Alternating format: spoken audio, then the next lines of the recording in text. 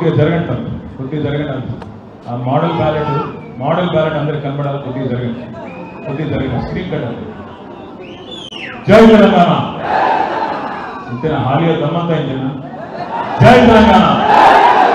Thank you తమ్ముడు. ఈరోజు ఈ కార్యక్రమానికి అధ్యక్షత వహిస్తున్న నాగార్జున సాగర్ మాజీ శాసనసభ్యుడు. దానికి మాజీ శాసనసభ్యుడు అనాలంటే బాధ ఉంది మా తమ్ముడు. మరి మీరు ఎందుకు పోగొట్టుకున్నారో మంచి నాయకుడు, చక్కటి నాయకుడు, గౌరవనీయులు పెద్దలు. ఈరోజు ఉమ్మడి నల్గొండ జిల్లాని 9.5 సంవత్సరాలుగా కేసీఆర్ గారి నాయకత్వంలో సమర్థవంతంగా ఇటు పార్టీని అటు ప్రభుత్వాన్ని సమన్వయం చేసుకుంటూ సమర్థవంతంగా జిల్లాని అభివృద్ధి బాటలో ముందుకు తీసుకొని పోయిన పెద్దలు మాజీ మంత్రివర్యులు సూర్యాపేట శాసనసభ్యులు అన్న జగదీశ్వర్ రెడ్డి గారికి, మరొక మాజీ మంత్రివర్యులు గౌరవనీయులు ఆనాడు ఉద్యోగ సంఘాల నాయకుడిగా ఉద్యమంలో తన సత్తా చూపి ఆ తర్వాత కేసీఆర్ గారి నాయకత్వంలో క్యాబినెట్లో మంత్రిగా కూడా గొప్పగా పనిచేసిన నాయకుడు అన్న శ్రీనివాస్ గౌడ్ గారికి, ఒకవైపు మన పార్టీ ద్వారా వచ్చిన పదవులు ఇవన్నీ కూడా 10 సంవత్సరాలు ప్రభుత్వంలో అనుభవించి, ఒకవైపు నాయకులు కొంతమంది తమ స్వార్థాన్ని చూసుకుంటూ ఒక్కొక్కరుగా నమ్ముకున్న కేసీఆర్ గారిని వదులుకొని పోతుంటే, మరి ఈ కష్టకాలంలో ప్రతిపక్షంలో నేనున్నా అంటూ మనతో ముందుకు వచ్చిన గౌరవనీయులు అన్న కాబోయే నాగర్ కర్నూలు ఎంపీ ఆర్ఎస్ ప్రవీణ్ కుమార్ గారికి, గౌరవనీయులు నల్లగొండ మాజీ శాసనసభ్యులు అన్న కంచర్ల భూపాల్ రెడ్డి గారికి, గౌరవనీయులు నల్లగొండ జిల్లా పరిషత్ చైర్మన్ సోదరులు బండా నరేందర్ రెడ్డి గారు, గౌరవ శాసన మండలి సభ్యులు, ఈ నియోజకవర్గంలో ఈరోజు చాలా మంది మన నాయకులకు కార్యకర్తలకు పెద్ద దిక్కుగా ఉన్న అన్నగారు ఎంసీ గారికి, గౌరవ శాసన మండలి మాజీ సభ్యులు పార్టీ వ్యవస్థాపక సభ్యుల్లో ఒకరు అన్న కర్నే ప్రభాకర్ గారికి, గౌరవనీయులు తమ్ముడు తుంగతుర్తి మాజీ శాసనసభ్యుడు సోదరుడు, ఒక విద్యార్థి నాయకుడిగా తన జీవితాన్ని ప్రారంభించి తుంగతుర్తి నియోజకవర్గానికి 2 సార్లు శాసనసభ్యుడిగా పనిచేసిన మరొక తమ్ముడు యాదరి కిషోర్ గారు, రామచంద్ర నాయక్ గారు, కడారి అంజయ్య గారు, అదేవిధంగా సోదరుడు మేడే రాజీవ్ సాగర్ గారు, అన్నగారు మన విజయేందర్ రెడ్డి గారు, అదేవిధంగా గోనె విష్ణువర్ధన్ రావు గారు, అదేవిధంగా వేదిక పైన ఉన్న నాయకులందరికీ పేరు పేరున నాగార్జున సాగర్ నియోజకవర్గానికి సంబంధించిన ముఖ్య నాయకులందరికీ, మా పార్టీ కుటుంబ సభ్యులందరికీ, మా చెల్లెలు ప్రత్యేకంగా పెద్దపల్లి నుంచి ఇక్కడికి వచ్చేసిన సోదరి దాసరి ఉషా గారికి, అదేవిధంగా ఈరోజు ఈ కార్యక్రమంలో పాల్పంచుకుంటున్న మా తమ్ముళ్లకు చెల్లెళ్ళందరికీ పేరు పేరున హృదయపూర్వక నమస్కారం. పాత్రికేయ మిత్రులకు కూడా ప్రత్యేక నమస్కారం. వేదిక మీద ఇవాళ ఉన్న కొంతమందిని చూస్తుంటే నాకు చాలా సంతోషంగా ఉంది. ముఖ్యంగా మా తమ్ముడు వాళ్ళ గ్రాడ్యుయేట్ ఎమ్మెల్సీ అభ్యర్థి పెళ్లి కొడుకు రాకేష్ రెడ్డి గారు. పెళ్లి కొడుకు అంటే నిజంగా పెళ్లి కాలేదు అనుకున్నాడు, పెళ్ళయింది, కొడుకు కూడా ఉన్నాడు. కొంచెం చిన్నపిల్లల్ని కనబడుతుంది కానీ చిన్నపిల్లగాడే కాదు. మా తమ్ముడు రాకేష్ రెడ్డి గారిని, అదేవిధంగా వేదిక మీద ఉన్న కొంతమంది మా పార్టీ నాయకులను చూస్తుంటే సంతోషంగా గర్వంగా ఉంది. తమ్ముడు బిట్స్ పిలానీలో గోల్డ్ మెడలిస్టు, ఒక రచయిత, ఉద్యమకారుడు, మరి అమెరికాలో సిటీ బ్యాంక్, ఫేస్బుక్ లాంటి సంస్థల్లో ఉద్యోగం చేసి 7 సంవత్సరాల పాటు అక్కడే జీవితాంతం కడుపులో చల్లగలకుండా అక్కడే కూర్చునే అవకాశం ఉన్నా అది వదులుకొని ఇక్కడికి వచ్చి ప్రజా జీవితంలో అడుగుపెట్టిన విద్యాధికుడు, ఉత్సాహవంతుడు రాకేష్ రెడ్డి. మా చెల్లెలు దాసరి ఉష, అమ్మాయి కేవలం 28 ఏళ్ళు, ఐఐటి ఖరగ్పూర్లో చదువుకున్నాను. ఐఐటి ఖరగ్పూర్ అంటే భారతదేశంలోనే అత్యుత్తమమైన విద్యా సంస్థ, ఐఐటీలలో టాప్ మోస్ట్ ఇన్స్టిట్యూట్ మరి ఐఐటి ఖరగ్పూర్. అక్కడ ఇంజనీరింగ్ చేసిన అమ్మాయి ఈరోజు ప్రవీణతో గతంలో బీఎస్పీలో పనిచేసి ప్రవీణతో పాటు బీఆర్ఎస్లో ఈ కష్టకాలంలో చేరి, అన్న నేను కూడా ఉన్నా, చదువుకున్న సైన్యం మన బీఆర్ఎస్ ఉన్నది, భవిష్యత్తుకు డోకా లేదంటూ అట్లాంటి చదువుకున్న ఉన్నత విద్యావంతురాలు ఒక ఐఐటీలో చదువుకున్న అమ్మాయి ఇక్కడ ఉన్నది.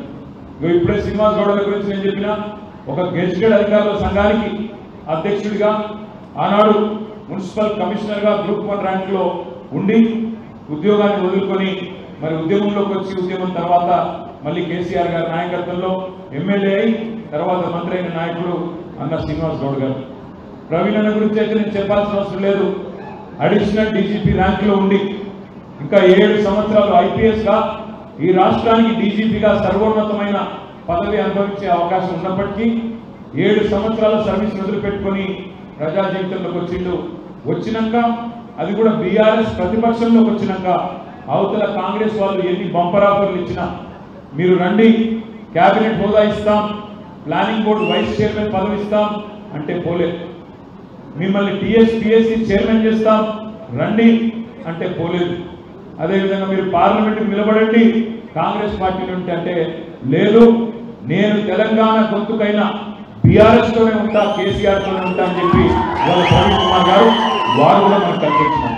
నేను ఓన్లీ 4 పేరే ఎందుకు చెప్పినా అంటే వాళ్ళ ఈ పార్టీలో ఉన్న నాయకత్వం ఎక్కడెక్కడి నుంచి వచ్చిన వాళ్ళు, ఐఐటీల నుంచి, ఎన్ఐటీల నుంచి, ప్రభుత్వ సర్వీసుల నుంచి, ఉద్యమంలోంచి మొలకెత్తిన నాయకులు విద్యావంతులు ఎంతమంది ఉన్నారో విద్యావంతులైన మా తమ్ముళ్ళందరూ కూడా తెలవాలన్న ఉద్దేశంతోనే ప్రత్యేకంగా చెప్తా ఉన్నాం.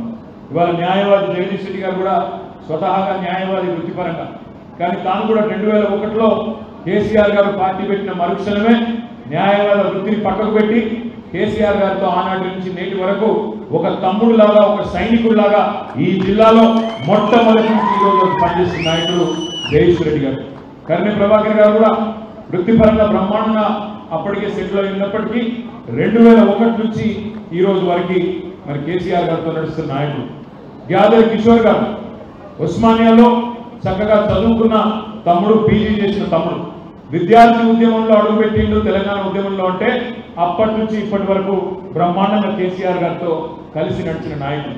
ఇదంతా ఎందుకు చెప్తా ఉన్నా అంటే ఈ పార్టీలో విద్యావంతులకున్న స్థానం, విద్యావంతులకున్న గౌరవం, చదువుకున్న వారికి ఉన్న కమిట్మెంట్ ఉన్న నాయకత్వానికి ఏ రకంగా పార్టీ ప్రాధాన్యత ఇస్తున్నదో చెప్పడానికి నేను మీకు అంతా చెప్తా ఉన్నాను.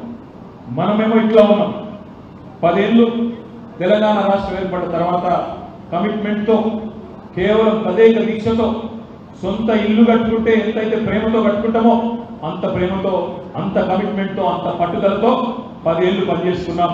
ఒకవైపు సంక్షేమం, మరొక వైపు అభివృద్ధి, రెండింటిని 2 కళ్ళలాగా జోడెద్దుల మాదిరిగా తీసుకొని పోయే ప్రయత్నం చేసినాం. అన్ని విషయాల్లో 1-2 కాదు, ప్రతి విషయంలో సాగునీరు కావచ్చు, తాగునీరు కావచ్చు, విద్య కావచ్చు, వైద్యం కావచ్చు, పట్టణాభివృద్ధి కావచ్చు, పల్లెల ప్రగతి కావచ్చు, ఏ రంగమన్నా తీసుకోండి, సంక్షేమం కావచ్చు, అభివృద్ధి కావచ్చు, ప్రతి రంగంలో తనదైన ముద్రను ఇవాళ తెలంగాణ భారతదేశం ముందు వేసింది. ఒకప్పుడు బెంగాల్ గురించి అనేవాళ్ళు పెద్దలు, what Bengal does today India does tomorrow, India will do tomorrow అనేది. అంటే బెంగాల్ ఈ రోజు చేసింది దేశం మొత్తం రేపు చేస్తుంది అనే మాట అనేవారు. కానీ ఇవాళ గర్వంగా చెప్పుకోవచ్చు ప్రతి తెలంగాణ బిడ్డ, ఇంకో 10 రోజుల్లో జూన్ 2 తారీఖు రాబోతా ఉంది. 10 ఏళ్ళు తెలంగాణ ఏర్పడిన తర్వాత 10 ఏళ్ళు పూర్తి కాబోతా ఉన్నాయి. ఇవాళ ప్రతి తెలంగాణ బిడ్డ గల్లా ఎగరేసి చెప్పొచ్చు, తెలంగాణ ఆచరిస్తుంది, దేశం అనుసరిస్తుంది. What Telangana does today India does tomorrow అనే విధంగా గర్వంగా తలెత్తుకొని ఇవాళ నిలబడే విధంగా ప్రతి తెలంగాణ బిడ్డ బ్రహ్మాండంగా పనిచేస్తున్నాం. సమగ్ర, సమ్మిళిత, సమతుల్య అభివృద్ధి సాధించుకునే దిశగా, సమీకృత అభివృద్ధి సాధించుకునే దిశగా ముందుకు పోయినాం. ఊరికి ఏదో పదాల పడికట్టు కోసం నేను మాటలు మాట్లాడడం లేదు. ఒక్కసారి ఆలోచించండి. గత 9.5 ఏళ్లలో కేసీఆర్ గారి నాయకత్వంలో ఒకవైపు ఐటీ రంగం ఉరుకులు పరుగుల మీద దూసుకొని పోయింది. 3 లక్షల మంది ఉద్యోగులు ఉండేది మనం అధికారంలోకి వచ్చినాడు 2014లో. మనం అధికారంలోకి దిగిపోయినాడు 10 లక్షల ఉద్యోగాలకు చేర్చిన ఘనత కేసీఆర్ గారి నాయకత్వం అనే మాట నేను మీకు గుర్తు చేస్తా ఉన్నాను. ఐటీ ఎగుమతులు 57,000 కోట్లు మనం అధికారంలో అడుగుపెట్టినాడు 2014లో.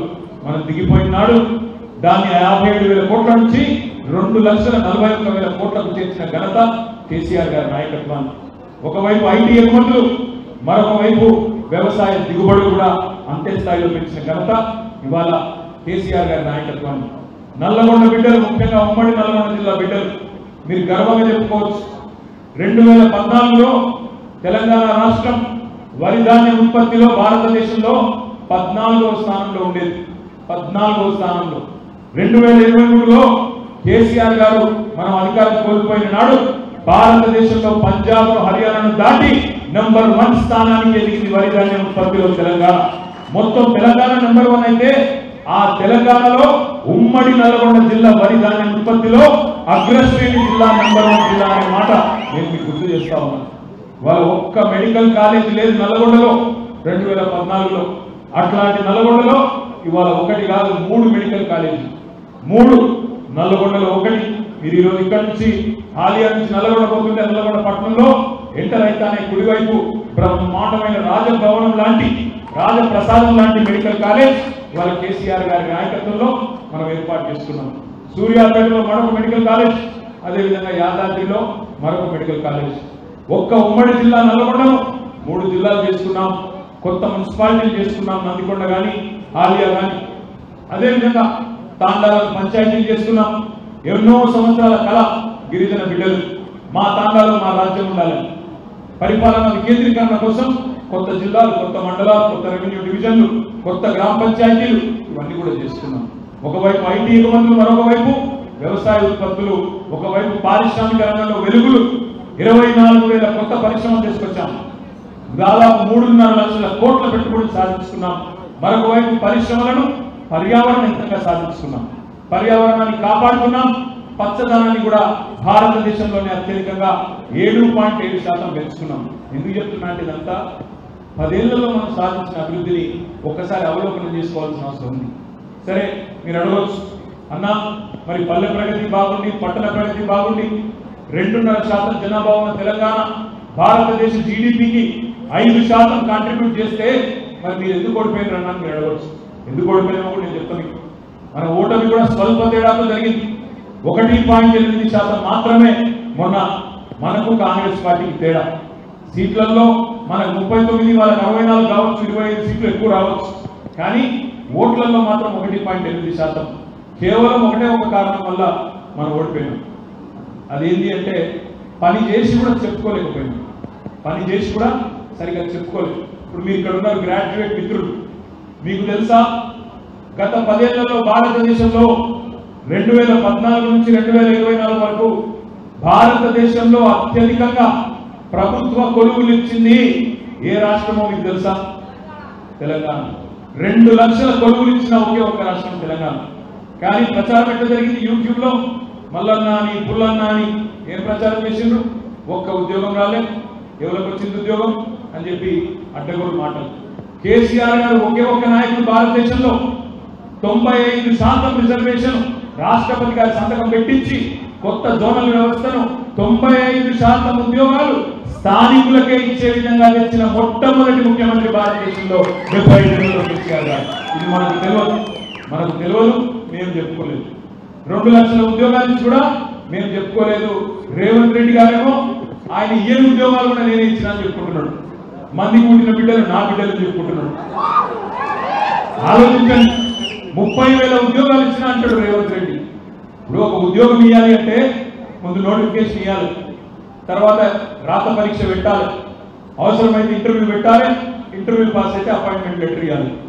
రేవంత్ రెడ్డి గారి ప్రభుత్వం వచ్చిన తర్వాత ఎన్ని నోటిఫికేషన్లు వచ్చినాయి? ఎన్ని వచ్చినాయి? గాడిని గుడ్డు మాత్రం వచ్చింది, గుండు 0 వచ్చింది. మరి ఉద్యోగాలు ఒక నోటిఫికేషన్ ఇవ్వలేదు, కానీ 30,000 ఉద్యోగాలు వచ్చిందట. ఇది ఎట్లున్నదంటే పెళ్లి కాలేదు, సంసారం చేయలేదు, కానీ పిల్లలు మాత్రం పుట్టిరట. 30,000 ఉద్యోగాలు ఇచ్చినా ముఖ్యమంత్రి బొంకుతుంటే, పనికిమాలిన మాటలు మాట్లాడుతుంటే విద్యావంతులమైన మనం ఆలోచించాలా వద్దా? ఇట్లాంటి మోసగాళ్ళకి బుద్ధి చెప్పాలా వద్దా? ఆలోచించండి. ముఖ్యమంత్రి గారు సిగ్గు లేకుండా చెప్తున్నాడు. మన నల్గొండలో నేను చూసిన 6 గ్యారెంటీలు అని అరిచేతిలో వైకుంఠం చూపెట్టి గెలిచింది. మా హాలియా రైతన్నలు, నాగార్జున సాగర్ రైతన్నలు, ఇక్కడ కూర్చున్న రైతు బిడ్డలు, మీరందరూ రైతు బిడ్డలే నాకు తెలుసు. రైతు బిడ్డలు మీరు ఆలోచించాలి. కృష్ణా నదిని కేసీఆర్ గారు 10 ఏళ్ల పాటు కేంద్ర అజమాయిషీలో వాళ్ళు ఎంత ఒత్తిడి తెచ్చినా అప్పచెప్పలేదు. అదే రేవంత్ రెడ్డి ప్రభుత్వం వచ్చిన నెల రోజుల్లో పోయిండు, దొంగచాటుగా సంతకం పెట్టిండు, మన చుట్టూ తీసుకొని పోయి వాళ్ళ చేతుల్లో పెట్టి మన నాగార్జున సాగర్ ప్రాజెక్టును తీసుకుపోయి KRMB చేతిలో, కృష్ణా రివర్ మేనేజ్మెంట్ బోర్డు చేతిలో తాకట్టు పెట్టి వచ్చింది.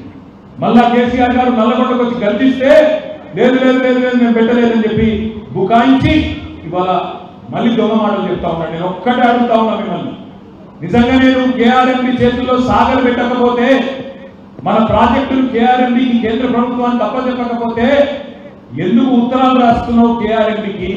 మాకు మంచినీళ్ళ కోసం 1.5 టీఎంసీ కావాలి, ఆఖరి ఒక తడి కోసం ఇంకో 2 టీఎంసీ కావాలి అని కేఆర్ఎంబికి ఎందుకు ఉత్తరాలు రాస్తున్నావు? నీ చేతుల్లోనే ఉంటే నువ్వే విడుదల చేయొచ్చు కదా. మొన్నటికి మొన్న ఆంధ్ర ప్రభుత్వం 4.5 టీఎంసీల నీళ్లు సాగర్ నుంచి తీసుకుపోయిన మాట మనకు తెలియదా? తెలుసా తెలియదా? మీకు తెలుసు. మరి ప్రశ్నించే గొంతు గాడి గుడ్డు అని మాట్లాడే మల్లన్న పుల్లన్న ఒక్కసారి అడిగిండా కాంగ్రెస్ ప్రభుత్వాన్ని? అరే ఇక్కడ పంటలు ఎండిపోతుంటే 30,000 ఎకరాలలో ఇక్కడి పంటలకు ఆఖరి ఒక్క తడి ఇవ్వకుండా కిందికి 4.5 టీఎంసీలు ఎట్లా పోతున్నాయి అనే మాట అడిగిండా? అడిగే సత్తా ఉంటుందా కాంగ్రెస్ నాయకులకు? వాళ్ళ పరిస్థితి ఏంటి పాపం? సిట్ అంటే సిట్టు, స్టాండ్ అంటే స్టాండు, ఉస్కో అంటే ఉస్కో, డిస్కో అంటే డిస్కో. మీ జయవీర్ రెడ్డి మాట్లాడగలుగుతాడా? రఘువీర్ రెడ్డి మాట్లాడగలుగుతాడా? రేపు ఈ మల్లన్న మాట్లాడగలుగుతాడా? మాట్లాడితే కాంగ్రెస్ లో ఉంటారా? అందుకే నేను అనేది, మిత్రులారా ఆలోచించండి. ఇవాళ కావాల్సింది తెలంగాణలో అధికార స్వరాలు కాదు, ఇవాళ కావాల్సింది తెలంగాణలో ధిక్కార స్వరాలు. గల్లా బట్టి అడిగేటోడు కావాలి, శాసన మండలిలో నిలదీసేటోడు కావాలి. అట్లాంటి వాడు కావాలంటే మా తమ్ముడు రాకేష్ రెడ్డి కావాలి. ఆ రాకేష్ రెడ్డిని గెలిపించమని నేను కోరుతా ఉన్నా. అదేవిధంగా ఇంకొక మాట కూడా మీరు ఆలోచించండి. వాళ్ళ రాకేష్ రెడ్డి గారు ఒక చదువుకున్న విద్యావంతులు, ఇప్పుడే ప్రవీణ్ గారు మొత్తం విషయాలు చెప్పినారు. ఒక గోల్డ్ మెడలిస్ట్, మీలాగనే ఒక సామాన్య కుటుంబం నుంచి వచ్చి స్వశక్తితోని ఇవాళ ఈ స్థాయికి ఎదుగుతున్న నాయకుడు రాకేష్ రెడ్డి. మరి ఇవాళ అవతల ఆయన ఎవరు? కాంగ్రెస్ పార్టీ నుంచి వచ్చిన ఆయన చదువుకున్నాడో లేదో నాకైతే తెలియదు. పేరులో యూట్యూబ్ ఛానల్ పెట్టాడు. యూట్యూబ్ ఛానల్ ఎవరైనా పెట్టవచ్చు ఇవ్వలేడు. చదువుకున్నా చదువుకోకపోయినా, తెలివి ఉన్నా లేకపోయినా ఆయన ఒక్క తెలివి మాత్రం పక్కా ఉంది. అందరినీ బ్లాక్ మెయిల్ చేసే తెలివి, బెదిరించే తెలివి, డబ్బులు గుంజే తెలివి. మరి మొత్తంగా నేను ఇక్కడ ఉన్న నల్లగొండ జిల్లాలో ఉన్న కాంగ్రెస్ నాయకులకు, కాంగ్రెస్ కార్యకర్తలు కూడా విజ్ఞప్తి చేస్తా ఉన్నాను. ఇట్లాంటి దొంగలు, చీడ పురుగులు రాజకీయాల్లోకి వస్తే అందరికంటే ఎక్కువ నష్టం జయవీర్ రెడ్డికి, రఘువీర్ రెడ్డికి, వీళ్ళకే అవుతుంది, తప్పకుండా ఈ జిల్లా కాంగ్రెస్ నాయకులకి అవుతుందని మాట నేను విజ్ఞప్తి చేస్తా ఉన్నాను. ఎందుకంటే ఇవాళ ఒక జర్నలిస్ట్ గానే ఇంతమందిని బ్లాక్ మెయిల్ చేసిండు. రేపు దబ్బన పొరపాటున కాంగ్రెస్ పార్టీలో మీరు ఎవరైనా పొరపాటున ఓట్లేసి గెలిపిస్తే రేపు మొత్తం కాంగ్రెస్ నాయకత్వాన్ని టాప్ టు బాటం ఢిల్లీ దాకా బ్లాక్ మెయిల్ చేస్తాడు, ఆగమాగం చేస్తాడు. కాంగ్రెస్ వాళ్ళు కూడా ఆలోచించుకోవాలి. ఇంకొక మాట కూడా నేను మీకు విజ్ఞప్తి చేస్తా ఉన్నాను. ఇవాళ మనం 6 నెలలైంది ఈ ప్రభుత్వం, కొత్త ప్రభుత్వం అధికారంలోకి వచ్చి. ఎన్ని మాటలు చెప్పిండ్రు. ఇక్కడ మీరు అందరూ రైతు కుటుంబాల నుంచి వచ్చిన వాళ్ళేనా? ఒకసారి రైతు కుటుంబాల నుంచి వచ్చిన వాళ్ళు చేయరావు 100%. మరి మీరు ఒక్క నిమిషం ఆలోచించండి. ఈ ప్రభుత్వం ఎన్ని మాటలు చెప్పింది మీకు? ముఖ్యమంత్రి రేవంత్ రెడ్డి ఆనాడు కాంగ్రెస్ అధ్యక్షుడిగా ఏమన్నాడు? కేసీఆర్ గారు ఇచ్చిన ₹1,00,000 రుణమాఫీ అయినా మీరు వెంటనే ఉరకండి బ్యాంకుకు, ఎంబడే కొండి, నేను చెప్తున్నా 2 లక్షలు తెచ్చుకోండి, నేను మాఫీ చేస్తా, డిసెంబర్ 9 నాడు వస్తున్నా మాఫీ చేస్తా అన్నాడు. అయిందా రుణమాఫీ? ఊసర వెళ్ళి రంగులు మారుస్తుంది, రేవంత్ రెడ్డి తారీఖులు మారుస్తున్నాడు. డిసెంబర్ 9 పోయింది, ఇప్పుడు 15 ఆగస్టు అంటున్నాడు. ప్రవీణ్ అన్న మంచిగా చెప్పిండు, మనుషులు ఎప్పుడు ఒట్లేస్తారు దేవుళ్ళ మీద, వీళ్ళ మీద నమ్మకం పోయిందంటే అమ్మతోడు, అయ్యతోడు, పిల్లలతోడు, ఆఖరికి దేవుడితోడు. ఆడికి పోయింది అలా రేవంత్ రెడ్డి గారు. ఇష్టం వచ్చిన హామీలు కేవలం పార్లమెంట్ ఎన్నికల్లో గంటలు కట్టెక్కడానికి, ఆపద మొక్కుల కోసం కనబడ్డ దేవుడి మీద ఒట్టు పెట్టుకుంటూ పోతా ఉన్నాడు. ఒక్కటి ఆలోచించండి. నిన్నటిదాకా చెప్పినారు 500 బోనస్ ఇస్తా కింటాల్కు అన్నాడు. 500 ఇస్తా బోనస్ కింటాల్కి అన్నాడు. నేనేం చెప్తున్నాడు? సాగు కబురు చల్లగా సన్నవడ్లకు మాత్రమే 500 బోనస్ అంటున్నాడు. సాగర్లో చాలా మంది మీరు సన్నవడ్లు పండించే ఉన్నారు.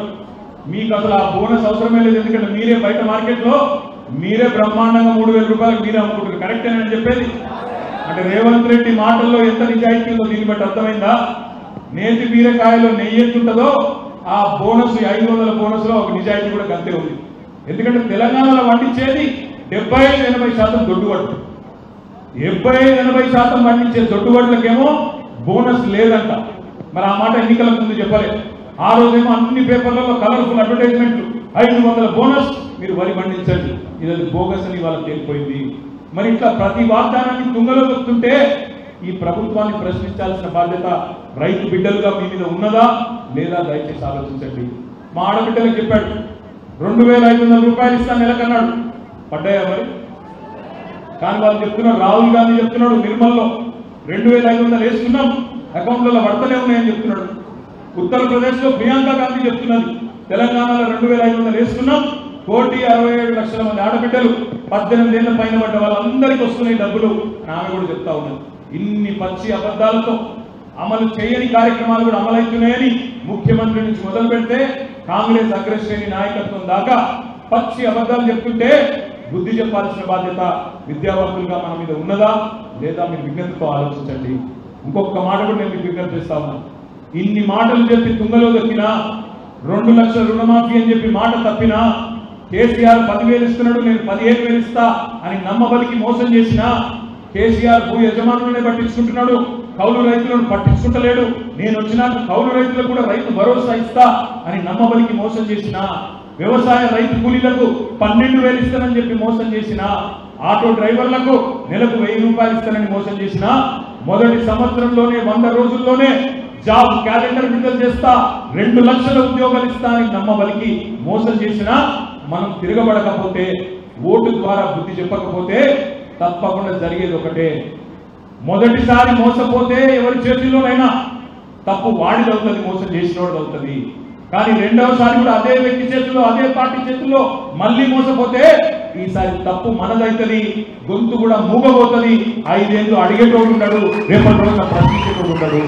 శాసనసభలో శాసన మండలిలో ఇవాళ ప్రశ్నించే గలం ఉండాలి అంటే టిఆర్ఎస్ పార్టీ ఉండాలి. తెలంగాణ తరఫున పేగులు తెగేదాకా కొట్లాడే సత్తా ఉన్న నాయకత్వం, విద్యావంతులైన నాయకులు అక్కడ ఉండాలి. నేను మీ అందరినీ మనస్ఫూర్తిగా ప్రార్థించేది ఒకటే, ఆ నమూనా బ్యాలెట్ ఒక్కసారి చూడండి, జరగండి తమ్ముడు, అంటే జరగండి, కూర్చోతాను. ఆ నమూనా బ్యాలెట్ ఒక్కసారి చూడండి దయచేసి. ఈ బ్యాలెట్ మీద ఈసారి ఎన్నికల్లో మనకు గుర్తులు ఉండవు, సింబల్స్ ఉండవు, కేవలం అభ్యర్థుల పేర్లు వాళ్ళ ఫోటో ఉంటుంది, దాని పక్కన బాక్స్ ఉంటుంది. మన అభ్యర్థి రాకేష్ రెడ్డి గారు, ఏనుగుల రాకేష్ రెడ్డి గారు 3వ నంబర్లో ఉన్నారు. ఆయన ఫోటో ఉంటుంది, పేరు ఉంటుంది, దాని పక్కన బాక్స్ లో మనం టిక్కు పెడితే చెల్లదు, టిక్కు పెడితే చెల్లదు, ఇంటూ పెడితే చెల్లదు. చెల్లేది ఒకే ఒక్క పద్ధతి, అగో వెంకటేశ్వర స్వామికి కదా నిలువు గీత పెడతాం చూడు, నిలువు గీత, అవి అట్లా ఒకటి మాత్రమే వేయాలి తప్ప టిక్కు పెట్టద్దు, ఇంటూ కొట్టద్దు, వేలు ముద్ర వేయద్దు, ఇంకోటి చేయొద్దు. కేవలం 1 నంబర్ వేసి మొదటిది ఒకటే ఒక్క ప్రాధాన్యత, 1 అండ్ ఓన్లీ ప్రయారిటీ ఓట్ దయచేసి రాకేష్ రెడ్డి గారికి వేసి మరి 34 నియోజకవర్గాల పరిధిలోని 4,73,000 మంది విద్యావంతులు కాంగ్రెస్ పార్టీకి, కాంగ్రెస్ ప్రభుత్వానికి, బీజేపీ పార్టీకి బుద్ధి చెప్పాలని మనస్ఫూర్తిగా మీ అందరినీ కూడా వేడుకుంటూ తప్పకుండా 27 తారీఖు నాడు, చివరి మాట 27 తారీఖు నాడు మీ అందరితో ఒకటే ప్రార్థన. చదువుకున్న వాళ్ళతో పంచాయతీ ఏంటంటే నేను ఒక్క నోటే వేయకపోతే ఏమైతుంది అనుకుంటారు, కానీ అట్లా కాదు. నేను ఒక్క నోటే వేయకపోతే ఏమైతుంది అనుకుంటే కుదరదు. ఇక్కడ ఉన్న వాళ్ళకు ఎంతమంది ఓట్లు ఉన్నాయి, అందరూ. మీ అందరితో ప్రార్థన దయచేసి ప్రతి ఒక్కరు రండి ఓట్లకి. మిగిలిన 4 రోజులే, ఈ 4 రోజుల్లో మీ ఊళ్ళలో ఉండే మీ ఫ్రెండ్స్ చెప్పండి, మీ క్లాస్మేట్స్ చెప్పండి, ఎవరెవరికైతే ఓటు ఉంటుందో ప్రతి ఒక్కరికి అప్పీల్ చేయండి. విద్యావంతుడు, యువకుడు, గోల్డ్ మెడలిస్టు, ఒక బిట్స్ పిలారి లాంటి సంస్థ నుంచి వచ్చిన ఒక విద్యావంతుడికి అవకాశం ఇచ్చి శాసన మండలికి పంపాలని కోరుతూ జై తెలంగాణ.